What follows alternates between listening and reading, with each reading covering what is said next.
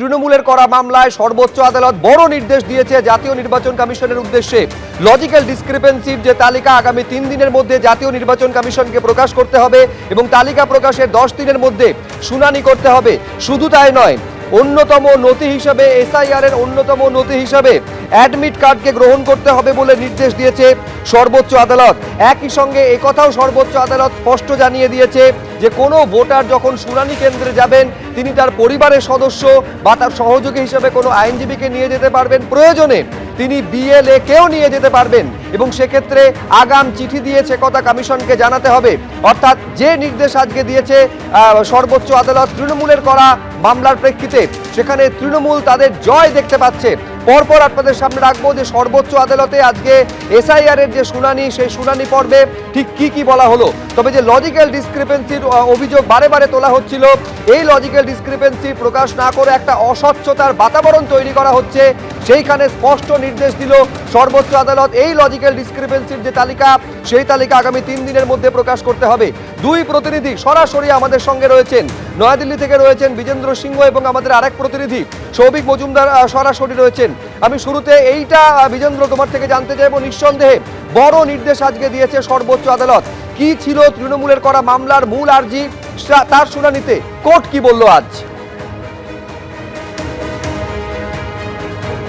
দেখো, সব থেকে বড় আর্জি ছিল টিএমসির যে মামলা তারা করেছিলেন, সেটাতে ছিল কি লজিক্যাল ডিসক্রিপেন্সি, যেটা বলা হয়েছে 1,36,00,000 ভোটারদের সেটার তালিকা প্রকাশ করতে হবে। প্রথম দাবি ছিল। দ্বিতীয় দাবি ছিল বিএলএদেরকে হিয়ারিং যখন হবে তখন অ্যালাউ করতে হবে। থার্ড দাবি তারা আজকে রেখেছিলেন কি অ্যাডমিট কার্ডকে অ্যাকসেপ্ট করা হচ্ছে না ডেট অফ বার্থের প্রুফ হিসাবে, সেটাকে অ্যাকসেপ্ট করতে হবে। এই তিনটি সব থেকে বড় দাবি তাদের ছিল। সেটার ক্ষেত্রে আজকে সুপ্রিম কোর্ট যে নির্দেশ দিয়েছে, প্রথমত নির্দেশ দিয়েছে কি যে লজিক্যাল ডিসক্রিপেন্সির নাম বলা হচ্ছে 1,36,00,000, সেই তালিকা প্রকাশ করতে হবে আগামী 3 দিনের মধ্যে এবং সেসব টাঙিয়ে দিতে হবে বুথ অফিসে, পঞ্চায়েত অফিসে এবং শহরি এলাকাগুলোতে ওয়ার্ড অফিসে, এবং সেখানে সেই এলাকার যাদের যাদের নাম লজিক্যাল ডিসক্রিপেন্সিসে রাখা রয়েছে সেটা সেই তালিকায় থাকবে। এইটা নির্দেশ দিয়েছে, সেটাকেই জয় হিসাবে দেখছে তৃণমূল কংগ্রেস। দ্বিতীয় হলো বিএলএদেরকে অ্যালাউ করা হয়নি, যেহেতু আপত্তি করা হচ্ছিল ইলেকশন কমিশনের তরফ থেকে কি যদি সব দলের বিএলএদেরকে অ্যালাউ করা হয় হিয়ারিং যখন হবে তখন সেখানে হিংসা হতে পারে, তারা নিজেদের মধ্যে মারামারি করবে, এই আশঙ্কাও প্রকাশ করেন আজকে ইলেকশন কমিশনের আইনজীবী। তিনি বলেন কি এই জন্য তারা চাইছেন না, সুষ্ঠুভাবে হিয়ারিংয়ের জন্যই তারা শুধুমাত্র যাদেরকে নোটিশ পাঠানো হচ্ছে তারাই আসবেন ডকুমেন্ট নিয়ে, সেটাই চাইছিল ইলেকশন কমিশন। থার্ড অ্যাডমিট কার্ডের কথাটা ছিল, কিন্তু সুপ্রিম কোর্ট আজকে বলেছে কি যদি কোনো ব্যক্তি যাকে ডাকা হয়েছে হিয়ারিংয়ের জন্য, সেক্ষেত্রে তিনি কোনো ব্যক্তিকেই তার সঙ্গে নিয়ে যেতে পারেন, তার পরিবারের সদস্য হোক, তার আইনজীবী হন, সেক্ষেত্রে কোনো দলের বিএলএকেও তিনি নিয়ে যেতে পারেন, কিন্তু সেটার জন্য অথরাইজড একটা চিঠি তাকে করতে হবে, সই করতে হবে এবং সেটা নিয়ে যেতে হবে। তখন সেই বিএলএকে বা তার সঙ্গে যিনি যাবেন তাকে অ্যালাউ করা হবে হিয়ারিংয়ের সময় থাকার জন্য। অ্যাডমিট কার্ডের একটা প্রসঙ্গ উঠেছিল কি পশ্চিমবঙ্গে অ্যাডমিট কার্ডে যেহেতু ডেট অফ বার্থ থাকে সেটাকে অ্যাকসেপ্ট করছেন ইলেকশন কমিশন। আজকে সুপ্রিম কোর্ট নির্দেশ দিয়েছে ইলেকশন কমিশনকে হিয়ারিং যখন চলবে তখন বাকি ডকুমেন্টের মধ্যে অ্যাডমিট কার্ডকেও যেন কনসিডার করা হয়, সেটা আজকে সুপ্রিম কোর্ট ইলেকশন কমিশনকে নির্দেশ দিয়েছে। এই তিনটেকেই জয় দেখছে টিএমসি এবং তারা বলছেন এটা ত্রিফলা স্বস্তি তৃণমূলের জন্য, কেন তারা মামলা করেছিলেন, ডেরেক ওব্রায়েন দোলা সেনের তরফ থেকে মামলা করা হয়েছিল এবং তাই এই তিনটাকে জয় হিসাবে টিএমসির তরফ থেকে দেখা হচ্ছে। তবে হিয়ারিং যখন চলছিল এই লজিক্যাল ডিসক্রিপেন্সি এলো কোথা থেকে, এই প্রশ্নটা ওঠে। তখন ইলেকশন কমিশন আজকে সুপ্রিম কোর্টে জানায় কি লজিক্যাল ডিসক্রিপেন্সি এরম জায়গায় রয়েছে যার মধ্যে দেখা যাচ্ছে কি 7 জন এরম কেস তাদের কাছে এসছে, ব্যক্তি যারা 100 জনের থেকে বেশি বাবা। সেক্ষেত্রে এটা কি সম্ভব? একজন কি 100 থেকে বেশি বাচ্চাদের বাবা হতে পারেন? 234 জনের নাম একটা ব্যক্তির নামে পুরনো এসআইআর মার্ক করা হয়েছে, অর্থাৎ পুরনো যে 2002 সালে এসআইআর হয়েছিল সেখানে 234 জন একটা ব্যক্তিকে মার্ক করেছেন কি আমরা ওনার পরিবারের সদস্য। এটা কি হতে পারে? 40 বছরের ফারাক রয়েছে বাবা এবং দাদুর মধ্যে, সেটা সম্ভব নয়, সেটা ইলেকশন কমিশন বলে। 15 বছর বা তার থেকে কম বয়স রয়েছে বাবা এবং ছেলের মধ্যে, এটা একটা লজিক্যাল ডিসক্রিপেন্সি রয়েছে। এরকম অনেক কেস রয়েছে যেখানে 6 জন থেকে বেশি বাচ্চা রয়েছে একই বাবা মায়ের, সেক্ষেত্রে তাদেরকে নোটিশ পাঠানো হয়েছে। তো এইগুলোকে লজিক্যাল ডিসক্রিপেন্সি হিসাবে নোটিশ পাঠানো হয়েছে। ইলেকশন কমিশন আজকেও বলে কি তারা ডিলিট করার জন্য এই নোটিশগুলো পাঠাচ্ছেন না, স্বচ্ছ করার জন্যে এই তালিকার এই চিঠিগুলো পাঠানো হয়েছে। তখন আমরা দেখলাম সুপ্রিম কোর্টও অবজার্ভ করে আজকে, সুপ্রিম কোর্টের তরফ থেকে বলা হয় কি এটা তো সম্ভব না কি একজন ব্যক্তির 100 বাচ্চা হতে পারে, এটাও সম্ভব না কি এই গ্যাপগুলো এত কম থাকতে পারে। বাবা নামের যদি স্পেলিং ভুল থাকে তো সেটাকে কারেক্ট করার জন্য যদি ইলেকশন কমিশন নোটিশ দিচ্ছে সেক্ষেত্রে সেটাকে আপত্তি করা ঠিক হবে না, স্বচ্ছ তালিকা হোক, এটাই ইলেকশন কমিশন চাইছে, তাই তারা এই নোটিশগুলো দিচ্ছেন। এইভাবে আজকে ইলেকশন কমিশন কার্যত পাশে দাঁড়ায়। আইন শৃঙ্খলা নিয়ে একটা প্রশ্ন উঠছিল, আজকে সুপ্রিম কোর্টে ইলেকশন কমিশন বলে কি আইন শৃঙ্খলার পরিস্থিতি হচ্ছে বিভিন্ন হিয়ারিংয়ের সময়, সেক্ষেত্রে সুপ্রিম কোর্ট আজকে বলেছে কি তারা এনশিওর করবেন কি কোনো হিংসা যেন না হয়।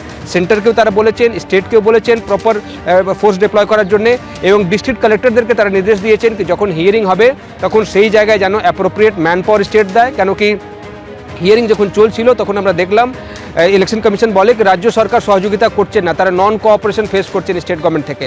সেক্ষেত্রে আজকে সুপ্রিম কোর্ট বলেছে কি রাজ্য সরকার এবং district collector appropriate man power দেবেন যখন হিয়ারিংগুলো হবে, এবং সেখানে অ্যাপ্রোপ্রিয়েট ফোর্স ডিপ্লয় করা হবে। ওয়েস্ট বেঙ্গল পুলিশকেও আজকে নির্দেশ দিয়েছে সুপ্রিম কোর্ট কি যখন হিয়ারিংগুলো হবে সেই আশেপাশে যেন প্রপার ডিপ্লয়মেন্ট থাকে পুলিশ ফোর্সের, সেই অর্ডার আজকে সুপ্রিম কোর্ট দিয়েছে। কোনো যেন আনটুয়ার্ড ইনসিডেন্ট না হয়, ল অ্যান্ড অর্ডার স্মুথ থাকে, সেটার জন্য আজকে সুপ্রিম কোর্ট এই নির্দেশ দিয়েছে। 2 সপ্তাহ পর পরবর্তী হিয়ারিং হবে, তবে এই তালিকাটা 3 দিনের মধ্যেই তারা প্রকাশ করবেন অফিসগুলোতে, এবং তারপরে 10 দিনের মধ্যে নোটিশ দিয়ে তাদেরকে ডাকা হবে হিয়ারিংয়ের জন্য।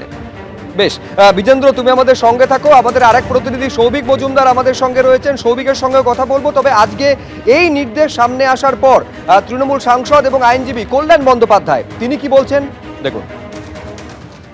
আমাদের যে গ্রিভান্সগুলো ছিল আমরা ইসি থেকে যেগুলো বলে আসছিলাম শুনছিল না। 1 নম্বর হচ্ছে লজিক্যাল ডিসক্রিপেন্সি, যে লজিক্যাল ডিসক্রিপেন্সির 1,30,00,000 না 33 লক্ষ নাম রয়েছে, সেইটা নিয়ে আমরা বলেছি। সেখানে সুপ্রিম কোর্ট বলেছে যে 1,33,00,000 যে লজিক্যাল ডিসক্রিপেন্সি তার লিস্ট পাবলিশ করতে হবে। এটা করতে হবে পঞ্চায়েত অফিসে এবং ব্লক অফিসে পুরোটা, অ্যান্ড ওয়ার্ড অফিসে, in the city, in the ward office, এগুলোতে দিতে হবে। তারপর লিস্ট পাবলিশ করার পর 3 দিনের মধ্যে নোটিশ যাবে, এবং তার থেকে 10 দিনের মধ্যে হিয়ারিং কনক্লুড করতে হবে। ঠিক আছে, এটা গেল 1 নম্বর। 2 নম্বর হচ্ছে ওরা যে বিএলএকে অ্যাটেন্ড করতে দিচ্ছিল না, তাতে অনেক অবজেকশন ছিল যে এরকম পলিটিক্যাল পার্টি। কোর্ট বলেছে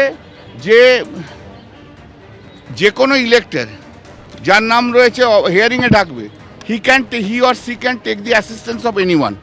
সেটা তার লয়ার অ্যাসিস্ট্যান্স দিতে পারে, তার রিলেটিভসের অ্যাসিস্ট্যান্স দিতে পারে, তার নেবার যারা আছে তাদের নিতে পারে, যার এবিপি আনন্দ এগিয়ে থাকে, এগিয়ে রাখে।